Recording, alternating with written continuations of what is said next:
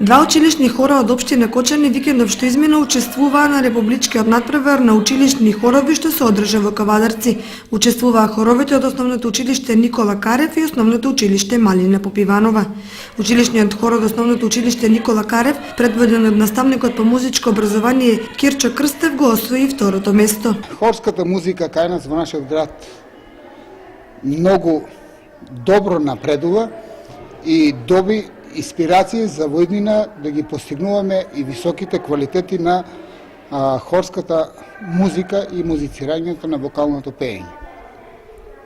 Нашиот хор на училиштето ОУ Никола Карев од Кочани го освои второто место со постигнати 87 поени, што е висок ранг на квалитет, поради тоа што имавме висока конкуренција од широм Републиката. Јас сум член на хорската секција во училиштето Никола Карев.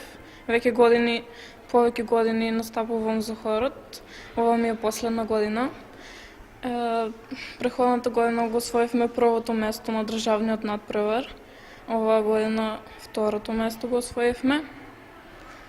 И настапивме со задолжителната песна Зурли трештат и изборна хумореска.